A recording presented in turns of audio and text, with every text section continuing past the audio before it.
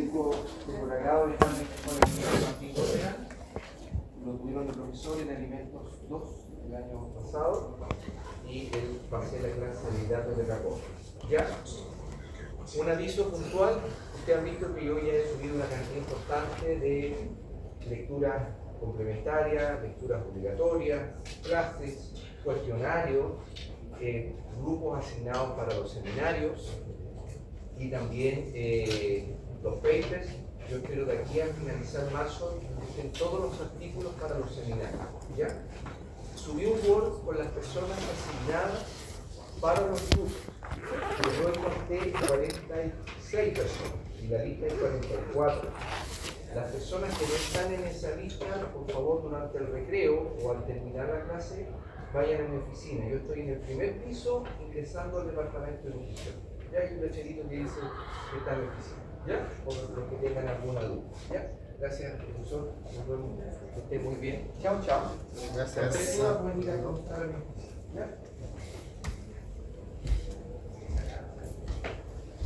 Bueno, buenos días a todos.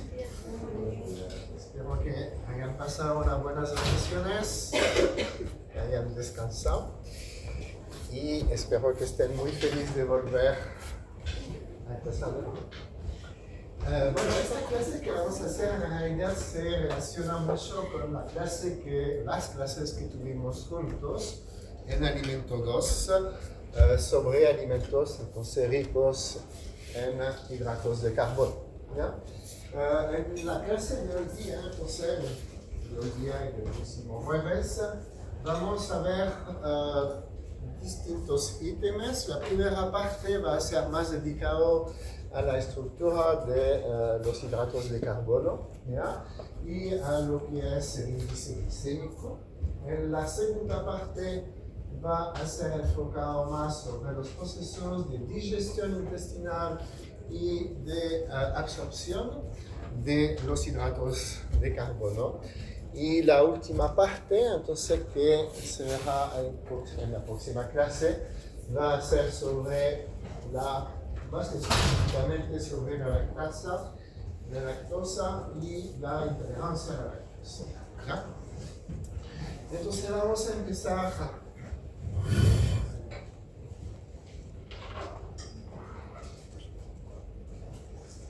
con unas generalidades.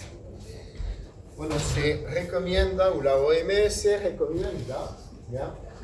Que el 50 al 75% de los aportes energéticos totales sean cubiertos por los hidratos de carbono. ¿Ya? Hay otra recomendación por la EFSA, que es la Agencia Europea de Seguridad Alimenticia, que tiene un intervalo de 45 a 60% de aporte de hidratos de carbono en la dieta. Y en términos general, entonces, los 2/3 de estos hidratos de carbono dietarios es almidón, ¿ya? Como lo hemos visto en la clase de alimento rico en hidratos de carbono, ¿ya? Principalmente los cereales, las leguminosas frescas, pero también las leguminosas secas, ¿ya? Aún si son particularmente altas en proteína, también tienen un contenido alto de hidratos de carbono de almidón. Y los alimentos azucarados, ¿ya? Con las carnecitas. Entonces, 2/3 de almidón, 1/3 de mono y disacáridos, ¿ya? Y eso representa, en términos absolutos, 200 a 400 gramos de hidratos de carbono digestible por día, a lo cual se quiere agregar entonces 25 a 40 gramos de fibra dietaria. La mayoría de la fibra también son polisacáridos que no son digestibles. ¿No? Entonces, respecto a los hidratos de carbono, la calidad de la dieta va a depender del contenido de azúcar, si la presencia de azúcar es una presencia natural o si son azúcares que han sido agregados al alimento. También depende del contenido de fibra, del índice de la carga glicémica, si son azúcares refinados o si son integrales, el origen de estos hidratos de carbono, si provienen de frutas, de verduras, de grano entero, de legumbres, etc. ¿Ya? Se han determinado todos esos parámetros, entonces participan a la construcción de un índice, que es el índice de calidad de los hidratos de carbono. ¿Ya? Y se ha mostrado que este índice se correlaciona en forma inversa con el sobrepeso y la obesidad. ¿Ya? Hay muchos estudios, no lo vamos a ver aquí, pero que relacionan entonces la cantidad de azúcares presente en la dieta o dietas altas en hidratos de carbono con las enfermedades metabólicas. Bueno, el principal azúcar en nuestro organismo es la glucosa. ¿Ya? Aún si vamos a ingerir distintos tipos de hidratos de carbono presentes en los alimentos, pero lo que maneja, lo importante a nivel fisiológico en nuestro cuerpo es la glucosa. ¿Ya? Entonces aquí tenemos algunos datos sobre este monosacárido. El 80-90% de la energía aportada por los hidratos de carbono es absorbida como glucosa, a pesar que haya un aumento de la fructosa por lo que hemos visto en la clase de alimentos, es decir, el aumento del uso de jarabe de maíz alto en fructosa en la elaboración de alimentos procesados. ¿Ya? La oxidación de una molécula de glucosa genera 30 moles de ATP, ¿ya? Es decir, 4 kilocalorías por gramo. Se trata de la única fuente de energía para las células nerviosas. ¿Ya? Aquí tenemos su consumo de glucosa y también las células del cristalino en el oro. La concentración de glucosa en la sangre define lo que se llama la glicemia, ¿ya?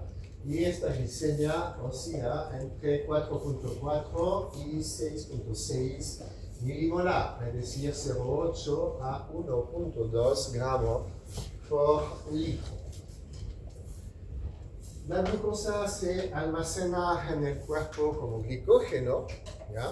Y eso ocurre a nivel hepático, pero también en el músculo esquelético. ¿Ya? Cuando la capacidad de almacenar glucosa como glucógeno está sobrepasada, entonces esta se va a almacenar como ácidos grasos. ¿Ya? Por eso, entonces, existe una correlación inversa entre el CQI, el coeficiente de calidad de los hidratos de carbono, y las patologías metabólicas.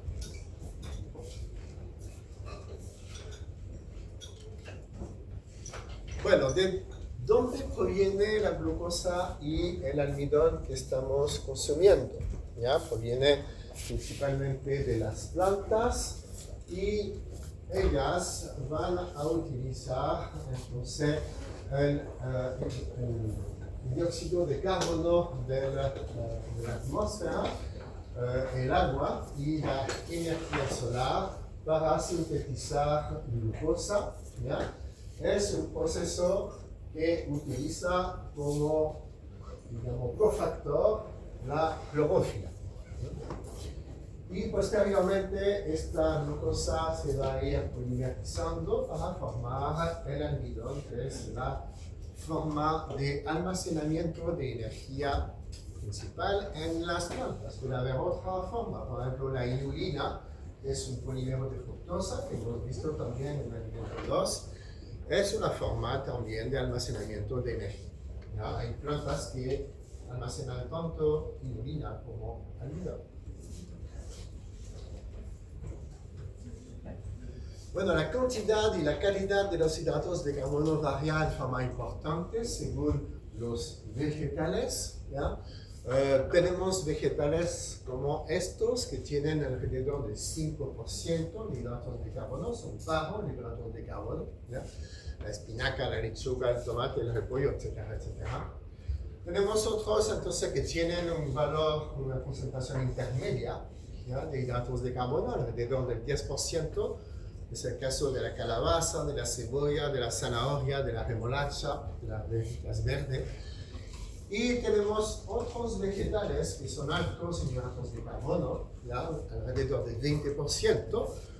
Papa, plátano, maíz, batata, camote, pero que almacenan entonces no azúcares simples, ¿ya?, sino disacárido o monosacárido, sino que almidón, ¿ya? Entonces el almacenamiento, lo que permite en realidad que tenga tanto azúcar es que no almacenan los disacáridos o monosacáridos como tal, sino que lo almacenan en su forma polimerizada, que es el almidón.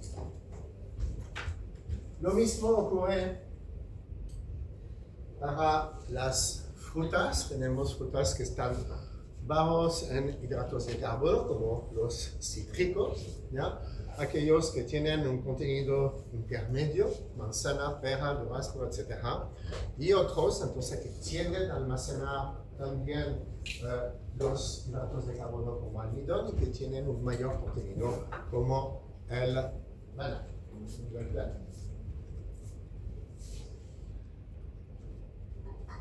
Ok.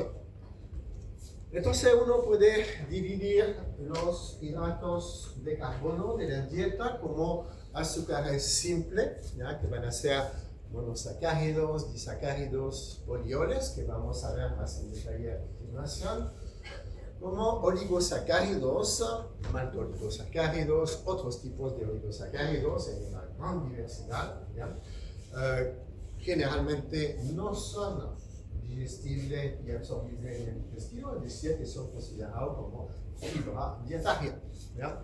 Y los polisacáridos, entonces el almidón, y otros polisacáridos que no son almidón, ¿ya?, como la inulina, por ejemplo. Cuando uno habla de azúcar o de azúcares refinados o de azúcares añadidos, entonces generalmente se hace referencia a la sacarosa. Importante entonces la diferencia entre los hidratos de carbono digestibles, ¿ya?, cuya hidrólisis va a producir glucosa o fructosa o una mezcla de glucosa, fructosa, eventualmente galactosa en el caso de la lactosa, ¿ya?, y aquellos que no lo son, entonces que definen lo que son la fibra dietaria. ¿Okay?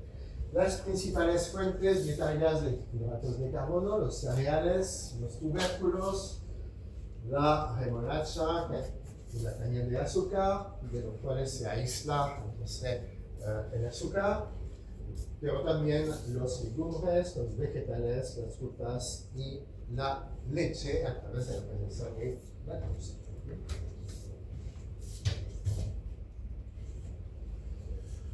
Ok, vamos a ver rápidamente los monosacáridos, probablemente algo que vieron en bioquímica, ¿no? ¿Sí? Son moléculas sencillas formadas por 3 a 7 átomos de carbono, ¿ya? Se caracterizan por la naturaleza de su función reductora, que puede ser una función cetona o una función aldehída, como se ve en la figura A. Y también por su conformación espacial. Y esos son parámetros que son importantes porque determinan las propiedades físico-químicas de esos monosacáridos y su devenir en el tubo digestivo, ¿ya? Entonces, los pentosas tienen 5 átomos de carbono, mientras que los hexosas tienen 6, y cada uno de estos dos tipos de azúcar se divide de nuevo en aldosa, ¿ya?, como la ribosa, la desoxirribosa, la xilosa y la arabinosa, como lo vemos aquí, 5 átomos de carbono, ¿ya?, y en cetosa como la xilulosa y la ribulosa, ¿ya? Aquí tenemos la función cetona y aquí la función aldehída. Lo mismo para la hexosa, tenemos algunas hexosas que son aldosa, como la glucosa, la galactosa maltosa o la manosa, y otras que son cetosas como la fructosa o la tagatosa. Vamos a hablar de dos que hemos ya visto en Alimento 2. Dos monosacáridos que son o que están volviéndose importante comercialmente, que son la tagatosa y la alulosa. La tagatosa es una cetohexosa, también se llama galactulosa, ¿no? Es naturalmente presente en productos lácteos, pero en baja concentración. Se obtiene a partir de la lactosa. Se puede utilizar como edulcorante o como texturizante. Es un edulcorante bajo en calorías, ¿no? Se agrega al 1% en bebidas y en proporción variable en otros alimentos. Tiene un poder edulcorante inferior al de la sacarosa, ¿no? Es un producto que es generalmente reconocido como inocuo, más por la FAO y la OMS. ¿no? Es menos absorbible que la glucosa y aporta alrededor del 40% menos de calorías. Entonces, por eso es un edulcorante bajo en calorías. Tiene poco efecto sobre la glicemia e insulinemia, ¿ya? Y obviamente que lo que se ingiere y que no se absorbe va a llegar al colon, donde puede estimular el crecimiento de la microbiota, por lo cual puede tener una cierta actividad prebiótica. Respecto a la alulosa, también se llama psicosa. Se trata de una cetohexosa, es un monosacárido que es poco abundante en la naturaleza. Se encuentra en higos, por ejemplo, o en pasas. Su poder edulcorante es el 70% de la sacarosa, menos dulce.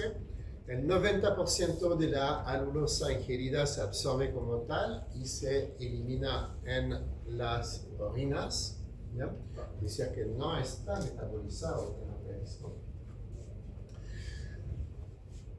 No afecta los niveles sanguíneos de glucosa e insulina, no es cardiogénica, su presencia a su precio es más elevado, igual que el anterior, y puede producir distensión abdominal porque también se fermenta en el colon y eso puede generar gases. ¿Okay? Todo eso es revisión porque ya lo hemos visto en Alimento 2. Ok, aquí tenemos una tabla que muestra los principales disacáridos, ¿ya?, que podemos encontrar en alimento. Aquí tenemos la sacarosa, portado por ejemplo por la caña de azúcar, la remolacha, eventualmente la zanahoria, ¿ya? La lactosa, que es el azúcar de la leche, la maltosa, ¿ya?, que proviene del malting del almidón, es la degradación del almidón. La trealosa, en hongos, levaduras, insectos, algas, y la celuliosa, que es la unidad base de la celulosa, ¿ya? Que se encuentran, por lo tanto, en vegetales. Algunos de estos disacáridos van a ser reductores, como es el caso de la lactosa, de la maltosa o de la celuliosa, mientras que otros no son reductores, como es el caso de la trealosa y de la sacarosa. ¿Ya? Todo depende, ¿ya?, de si la función aldehída o la función cetona está o no involucrada en la unión glicosídica, es decir, la unión de un monosacárido con otro. ¿Ya? Aquí, por ejemplo, la función aldehída, que está aquí, no, no está involucrado en la unión con el otro monosacárido, por lo cual es un azúcar reductor, mientras que en otro azúcar, como por ejemplo la trealosa, la función aldehída está sí involucrado en la unión glucosídica, por lo cual no es un azúcar reductor. ¿Ya? Cabe destacar que si uno compara la maltosa, la trealosa y la celobiosa, son cada uno disacáridos distintos, pero sin embargo están formados los tres por dos moléculas de glucosa. ¿Ya? Lo que le diferencia en realidad es el tipo de unión que une esas moléculas de glucosa entre sí. Aquí tenemos una unión que es de tipo alfa 1,4, aquí alfa 1,1 y aquí beta 1,4. ¿Ya? Eso es importante porque las enzimas que tenemos en nuestro intestino selecciona en forma específica las moléculas de disacárido en función de la unión glucosídica que une ambos monosacáridos entre sí. ¿Ya? Es decir, que va a poder degradar, por ejemplo, la unión alfa 1,4 gracias a la presencia de maltasa, o la unión, alfa 1,1, aquellos que tienen una trialasa, pero no tenemos enzimas que permitan de degradar esta unión beta 1,4, que forma entonces la celobiosa. Es decir, que podemos digerir maltosa y trealosa, pero no la celobiosa. Y solamente lo que diferencia esos disacáridos entre sí es esta unión glucosídica. Entonces eso es un concepto que es importante. ¿Ya? Aquí arriba tenemos una unión, tenemos una glucosa unida en la fructosa por una unión de tipo alfa 1,2 y también tenemos una sacarasa que es capaz en nuestro intestino de degradar o de hidrolizar entonces, esta unión generando entonces fructosa libre y glucosa libre. Y para ciertos sujetos, como lo vamos a ver en la próxima sesión, entonces tienen lactasa que es capaz también de hidrolizar esta unión liberando galactosa y glucosa. Entonces es importante el tipo de unión glucosídica que une los monosacáridos entre sí dentro de los disacáridos. Ok. Y fuera entonces de los mono y disacáridos, ¿no? Tenemos los demás que son carbohidratos más complejos, ¿ya? 3 a 30 unidades de monosacáridos, que son los oligosacáridos, y aquí existe una gran variedad de oligosacáridos. Tenemos algunos aquí: fructooligosacáridos, galactooligosacáridos, xilo-oligosacáridos, arabino, etcétera, etcétera. ¿Ya? Eso dependiendo de cuál es el monosacárido que se polimeriza para formar entonces, este oligosacárido. ¿Ya? Algunos que hemos visto o que vieron en la clase, por ejemplo, de leguminosas son los alfa-galactósidos, ¿ya? O galactooligosacáridos como la rafinosa, la staciosa y la verbascosa, ¿ya? Que están presentes en la leguminosa y que hace que eventualmente las personas que consumen estos productos, estos alimentos, pueden tener sensación de distensión abdominal, ¿verdad? Porque no son digeridos en el intestino delgado, llegan al colon y aquí van a ser fermentados por la microbiota y se producen gases. También están los oligosacáridos complejos de la leche, en particular en la leche maternal. Y finalmente tenemos entonces los polisacáridos, más de 30 unidades de monosacáridos, ¿ya? Que incluyen a algunos que son, digamos, digestibles, como es el caso del glucógeno o del almidón, y otros, entonces, que no son digeribles, ¿ya? Como la pectina, polisacáridos de alga y lúpina, etcétera, que son entonces que pertenecen al grupo también de la fibra dietaria. Lo que define la fibra entonces son hidratos de carbono que no son digestibles en el intestino delgado y que van a llegar al colon, donde van a estimular el crecimiento de la microbiota intestinal. ¿Preguntas hasta el momento? ¿No? Bueno, otro tipo de compuesto que se puede encontrar en alimentos de origen vegetal o que puede ser agregado a alimentos son los polioles, ¿ya? O azúcares alcohol. Provienen de la reducción de la cetosa, ¿ya? Fructosa, tagatosa, etc. O de las aldosas, ¿ya? Entonces, cuando se reduce, una función aldehída o una función cetona se obtiene una función alcohol. Aquí tenemos polioles que son simples, que provienen de la reducción de monosacárido, y compuestos que provienen entonces de la reducción de disacárido. Entre los simples está el malitol, el sorbitol, el xilitol, y entre otros, hay muchos. Y entre los compuestos, entonces está el isomaltitol, el maltitol y el lactitol. Cuando ven el etiquetado nutricional de ciertos alimentos, entonces está indicado la presencia de esos polioles cuando se agregan. ¿Cuál es el interés de esos polioles? Es que tienen en términos general una tasa de absorción que es inferior a la de la fructosa o de la glucosa, ¿ya?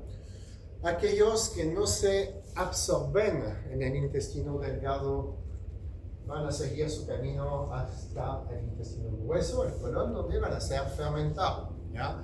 Entonces, obviamente que la tasa de fermentación es el valor complementario a la tasa de absorción, 25% de absorción para el sorbitol y 75% de fermentación en el colon.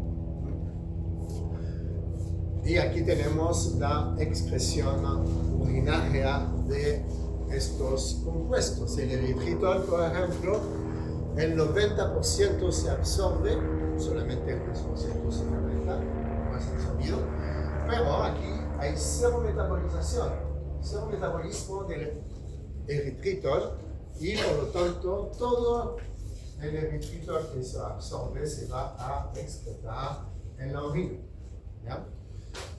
Hay algunos, entonces aquí tenemos 50% de absorción, pero no tenemos 50% de excreción en la orina, menos de 2. Eso significa que la diferencia entre ambas cifras es el metabolismo de este compuesto en el organismo, ¿ya? Es decir, que el organismo va a ser capaz de metabolizar algunos de esos polioles y no otros, ¿ya? Y entonces eso es importante porque va a hacer variar el valor calórico que tienen esos polioles. En términos generales, esos polioles son considerados como edulcorante bajo en calorías. Ya no hay que confundir los bajos en calorías con los no calóricos. ¿Ya? Los no calóricos, ¿recuerdan cuál es? ¿Cuántos? La stevia, por ejemplo. ¿Qué más? ¿Alugrosa? No. No. La sucralosa, la sacarina, el aspartame, el acesulfamo K, todo eso son edulcorantes no calóricos, ¿ya? Tienen un poder edulcorante que es muy elevado, no son metabolizados, es decir, que en realidad se utilizan a pequeñas cantidades y no aportan calor.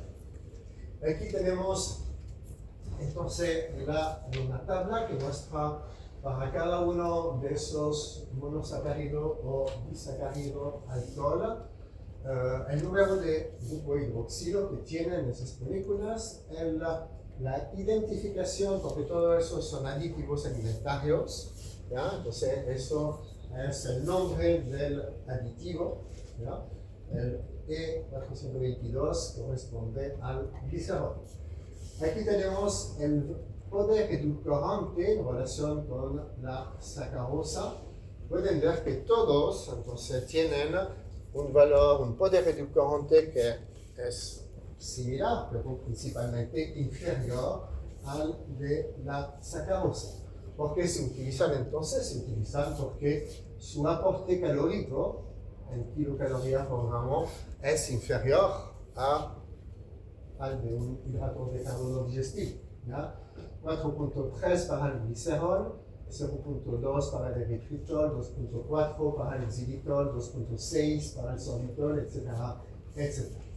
Aquí tenemos dónde se pueden encontrar estos distintos componentes y aquí su índice glicémico, y que en términos general tienen un índice glicémico que es bajo, ¿ya?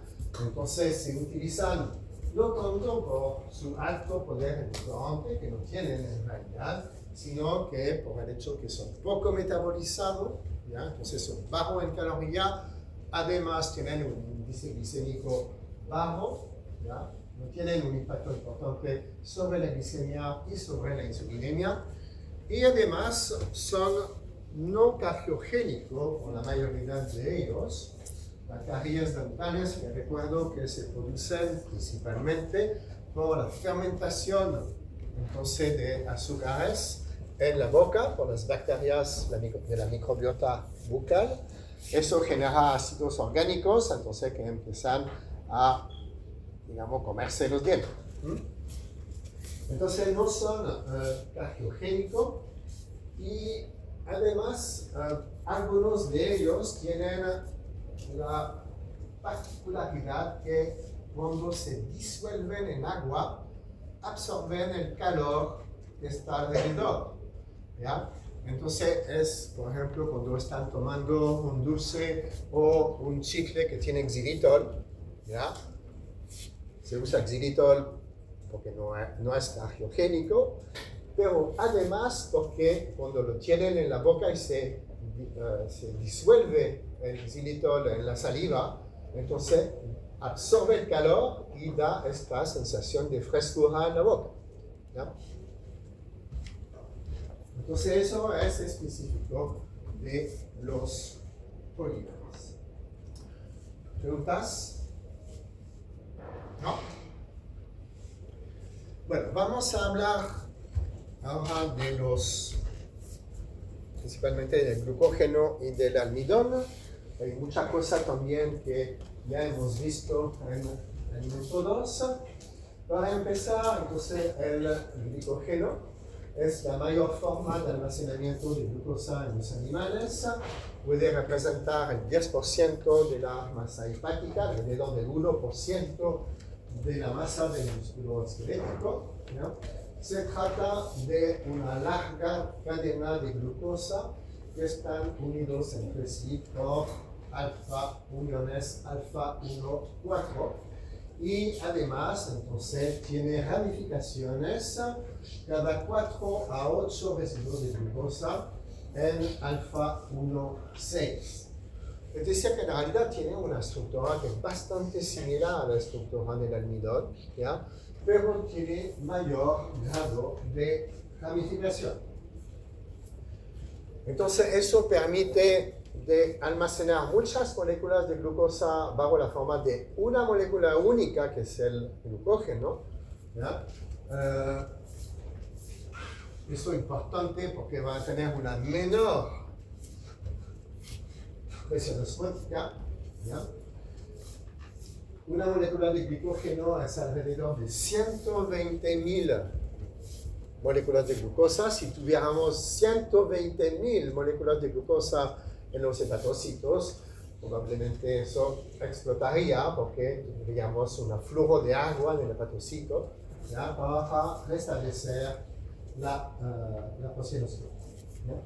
Y la ventaja que tiene muchas extremidades, ¿ya?, que pueden ser degradados rápidamente por las enzimas, ¿ya? Es decir, que es una molécula cuya glucosa es fácilmente movilizable, ¿ya? El organismo está en una posición, necesita glucosa, no hay aporte en la dieta, entonces muy rápidamente puede empezar a degradar el glicógeno hepático, luego del músculo esquelético, para mantener la glicemia constante. De modo que eso es importante porque tenemos células en nuestro cuerpo que se nutren solamente de glucosa, en particular las células nerviosas. Si no tenemos suficientemente glucosa circulante, entonces el sujeto puede tener eventualmente un coma hipoglicémico. Pero a nivel dietario, entonces el glucógeno no es una fuente de hidratos de carbono importante, ¿ya? Se encuentra eventualmente si consumen, no sé, hígado, panas. ¿Quién consume regularmente hígado de cerdo, de vacuno, panas? De pollo De pollo y de vacuno. y vacuno. ¿Ya? ¿Qué más? Ya. Pero son poco en términos generales que consumen este tipo de alimentos, ¿ya? El de vacuno en particular es importante porque tiene es un importante, digamos, aporte de ciertas vitaminas. Algunos mariscos como la ostra pueden contener de 4 a 15% de glicógeno, pero también no es un alimento que se consuma en forma muy rutinariamente. Aquí tenemos hepatocitos y una coloración rosada que colora entonces la presencia de glucógeno en estas células.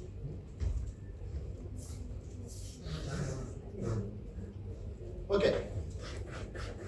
vamos a hablar ahora del almidón, que representa la mayor forma de almacenamiento de energía en las plantas superiores, como lo vimos anteriormente. Los gránulos de almidón se encuentran en los cloroplastos de las hojas verdes y en los amiloplastos de las semillas y de las legumbres y tubérculos. ¿Ya? Aquí tenemos esos granos entonces de almidón presentes en amiloplastos. Les recuerdo, lo habíamos comentado en el elemento 2, que los gránulos de almidón tienen formas distintas según el tamaño distinto también según el origen botánico de la planta que lo contiene, ¿ya? Pueden tener forma esférica, elíptica, angular, etc. ¿Ya? Las paredes celulares vegetales actúan como barrera física que limitan el acceso al almidón y a su digestión. Bueno, una figura para mostrarle un poco la gran versatilidad de esta molécula de almidón, ¿no? Aquí tenemos, por ejemplo, una figura que muestra los distintos productos que derivan del almidón de maíz. Aquí pueden ver que es muy variable, ¿ya? Ciclodextrina, glucosano a partir directamente del almidón, pero también distintos tipos de jarabe, alto en glucosa, alto en fructosa, a través de la isomerización, maltodextrina, ya todo eso se utilizan como aditivos en la fabricación de alimentos, pero también se pueden utilizar para hacer varios tipos de polímeros que son muy parecidos al plástico, pero que son más biodegradables que el plástico, ¿ya? Entonces, son eventualmente plásticos más sustentables que aquellos que provienen del petróleo, ¿ya? Y también a partir de la glucosa que proviene de la hidrólisis del almidón de maíz, entonces se puede obtener una gran cantidad de productos distintos.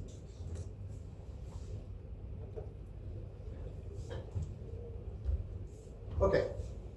Entonces el almidón está compuesto, como lo saben ya, de amilosa y de amilopectina, que coexisten en una proporción variable según las plantas y según el estado de maduración de la planta. Aquí tenemos la amilosa, es una, digamos, una diapositiva que ya tuvieron en el minuto 2. Se trata de una cadena lineal de glucosa unido por uniones alfa 1 y 4. Tiene un peso molecular de 10 a 1000 kilodalton, puede incluir 600 a 1000 moléculas de glucosa. Está presente en cereales, entre otros, pseudocereales, gelatiniza a alta temperatura. Esta, digamos, forma lineal forma una hélice, o sea que tiene una estructura tridimensional en forma de hélice, ¿no?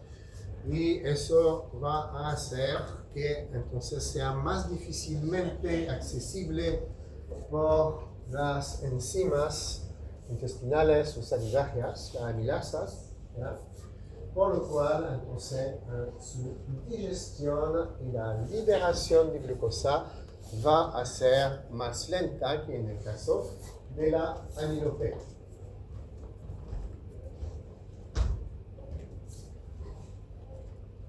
Tenemos la amilopectina, representa alrededor del 80% del almidón.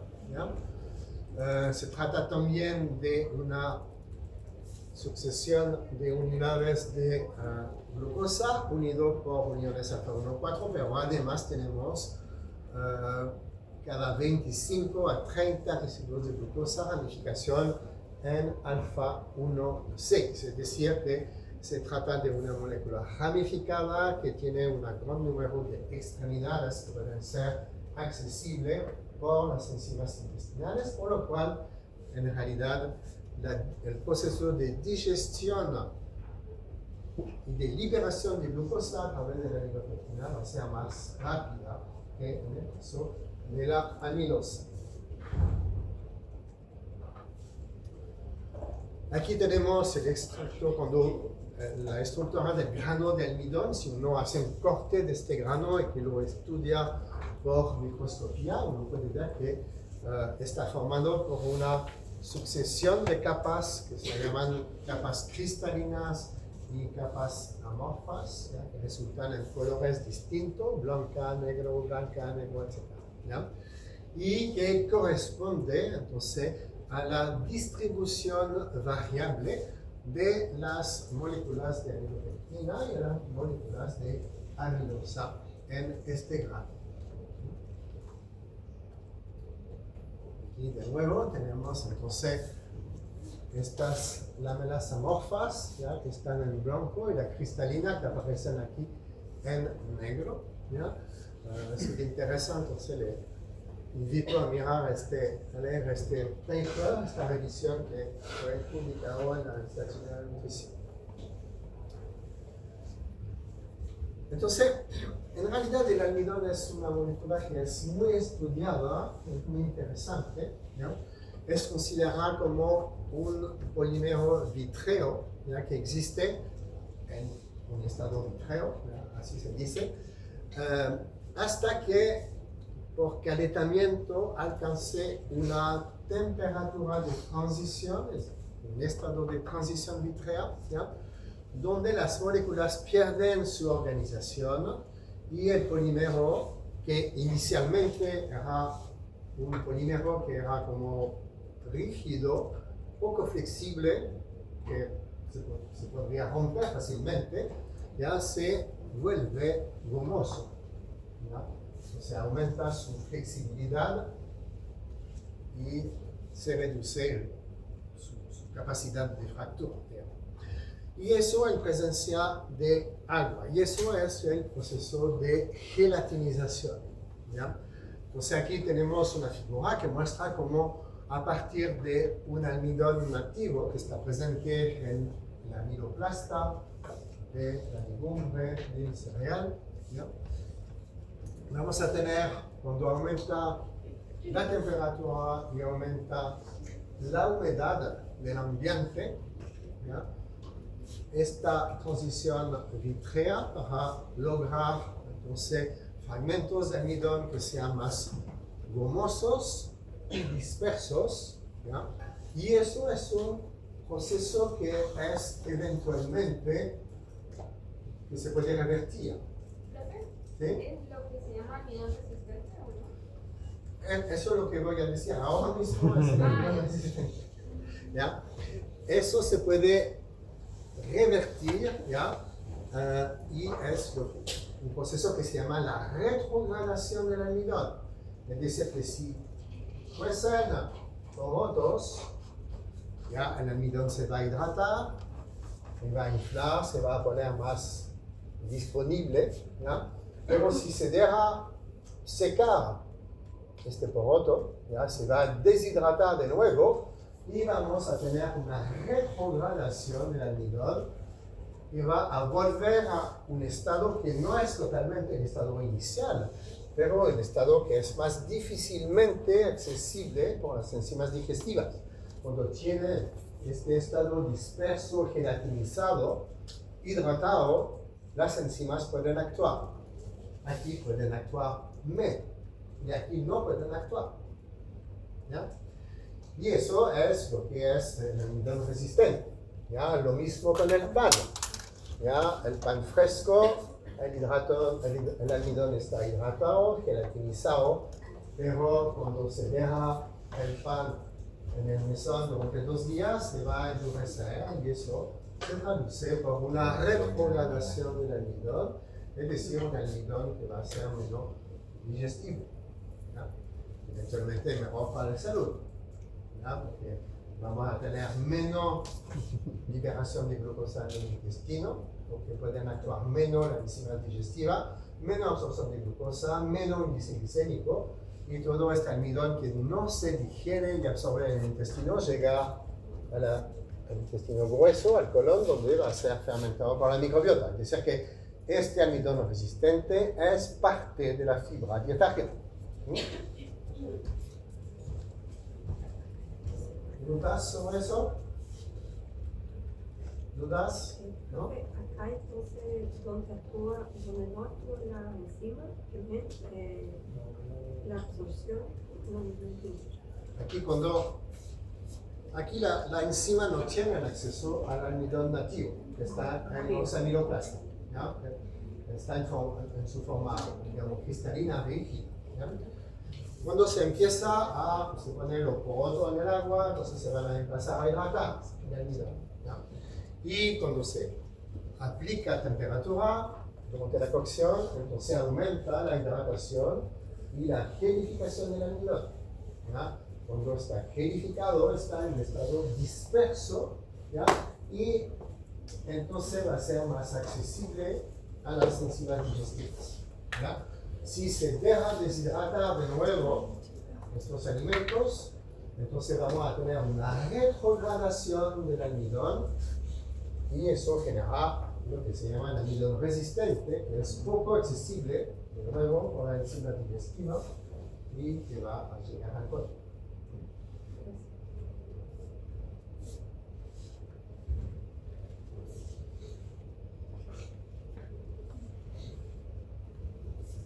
Ok, aquí tenemos el estado entonces, físico-químico del almidón en los alimentos, ¿ya? Como lo dije anteriormente, es importante porque determina la tasa, el ratio de digestión del almidón in vivo, ¿ya? El almidón crudo, que es el que está presente en los amiloplastas, presente en cereales crudas, tubérculos crudas, legumbres crudas, ¿ya? Poco accesible por las enzimas digestivas de nuevo. Se hidrata el almidón, se cuece el poroto, por ejemplo, y vamos a tener la gelatinización, ¿ya? Y eso es lo que ocurre en los legumbres cocidos, granos, pasta cocida, ¿ya? Tenemos entonces una etapa ulterior, que es la dislocación y la dispersión del almidón, que hace que el almidón va a ser aún más accesible por la enzima digestiva. En panes, en galletas, por ejemplo. ¿Ya? Y aquí tenemos finalmente digamos, el almidón que es enzimáticamente degradado, ¿ya? Que se puede observar en los productos extrudados, ¿ya? Entonces aquí ya tenemos un almidón que es parcialmente digerido. Entonces en realidad la actividad de las enzimas digestivas va a ser aún más rápida y eficiente, ¿ya? ¿Qué significa eso desde el punto de vista fisiológico? ¿Ya? Cuando uno habla del índice glicémico, va a ser casi nada aquí y va a ir aumentando a medida que ocurren esos distintos procesos, ¿ya? Entonces, en realidad, lo ideal, ¿ya? Es la posición intermedia. Almidón gelatinizado, dislocado. Aquí tenemos un almidón que es accesible, ¿ya? Por la enzima digestiva, pero que no se va a digerir tan rápidamente como en el caso del almidón disperso u enzimáticamente degradado, ¿ya? Es decir, que vamos a tener aquí un índice glicémico que va a ser menor que con esos productos, ¿ya? Entonces, los procesos tecnológicos que afectan el almidón son importantes para nuestra salud, ¿ya? Porque determinan el índice glicémico de esos alimentos y a largo plazo el desarrollo de enfermedades metabólicas.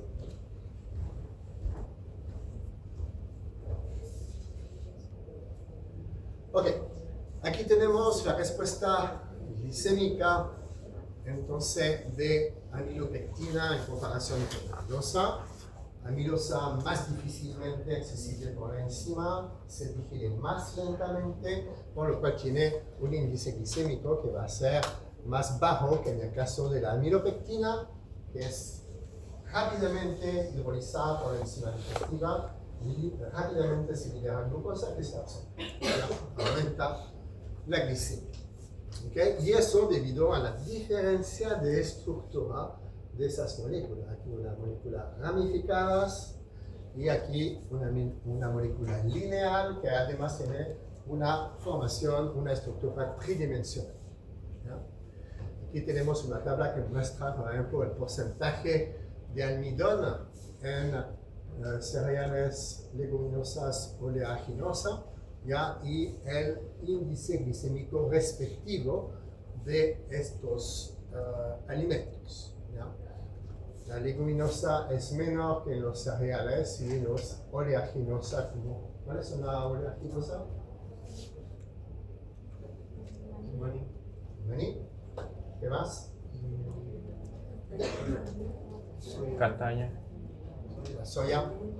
Bueno, tiene aún menos. Probablemente porque aquí hay otros factores que pueden también reducir el índice glicémico, como el contenido de fibra, el contenido de proteína, ¿ya? Aquí el contenido de grasa. Más grasa en el alimento, menos vaciamiento gástrico. Entonces la cantidad de alimento con almidón que llega al intestino por unidad de tiempo va a ser menor, y eso entonces va a reducir la liberación de glucosa en el intestino y su absorción. Por lo tanto, va a tener un efecto reductor del índice glicémico.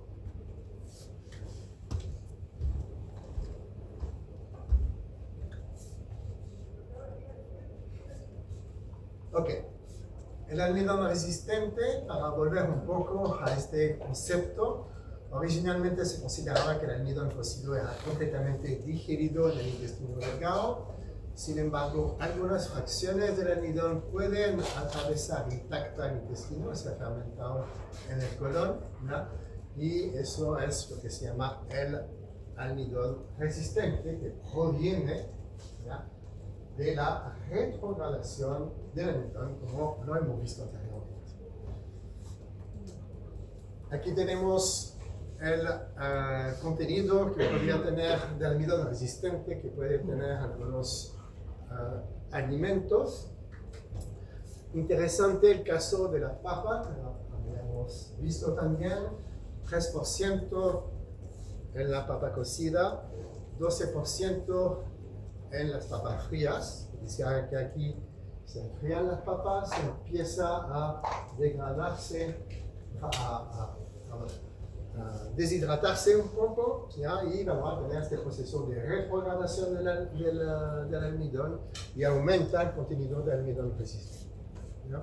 Y si se recalienta, entonces se disminuye un poco, pero no totalmente, ¿ya? Ahora, en realidad, cuando uno lee la literatura científica acerca del almidón y del almidón resistente, existe una duda, ¿ya? En lo que se refiere a la diferencia entre el almidón resistente que proviene de la retrogradación del almidón y la amilosa. La amilosa también es un tipo de almidón que es más resistente a la digestión, ¿ya? Pero no a través de la retrogradación, sino que a través de su estructura, que es más difícilmente accesible por las enzimas, ¿ya? No es lo mismo, ¿ya? Pero hay muchos artículos, mucha literatura que lo considera como lo mismo, ¿ya? La papa, por ejemplo, hemos visto que es rica en almidón resistente, como esta fría en particular, pero sin embargo es pobre en amilosa, tiene más almidón, ¿ya? Entonces eso sugiere que no es la misma cosa, la amilosa, ¿ya? Que el almidón resistente. ¿Se acuerdan de cuál es el cereal, el pseudo cereal que contiene más amilosa? Trigo sarraceno. Oui. El trigo sarraceno.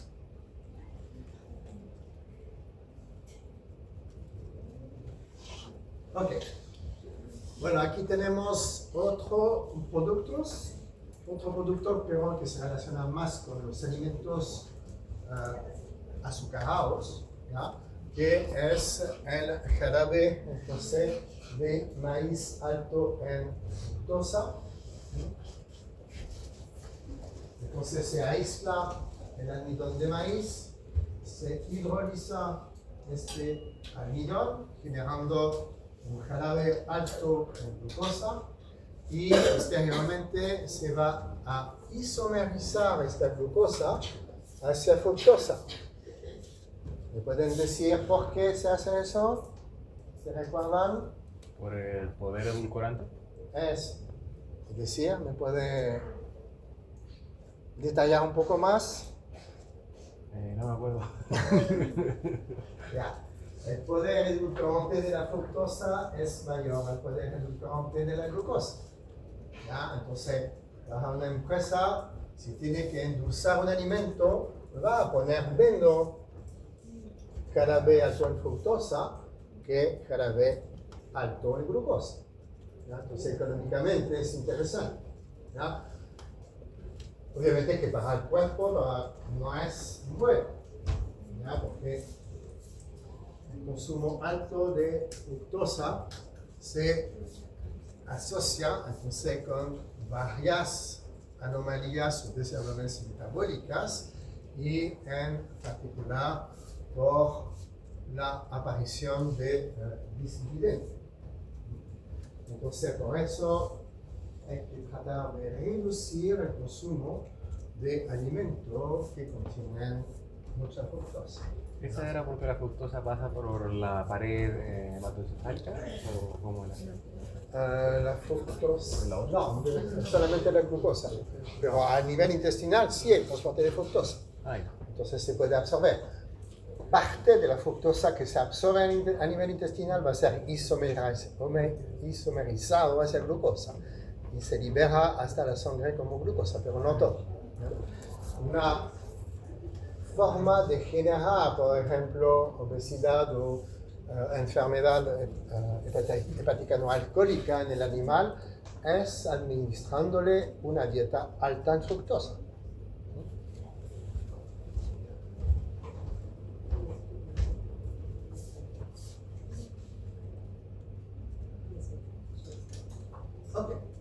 Vamos a hacer una pausa, ¿no? Y posteriormente vamos a seguir. Son las 11:12 hasta las 11:30.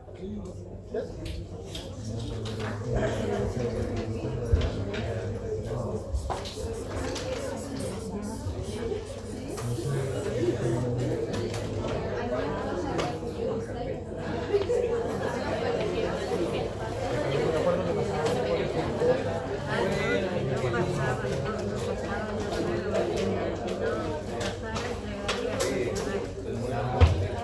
No pasa nada de una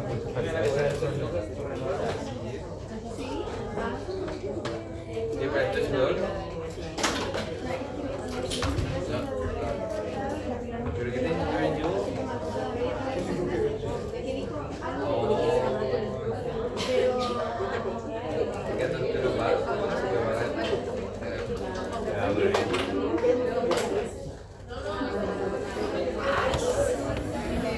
Puedes colocarle parte 1.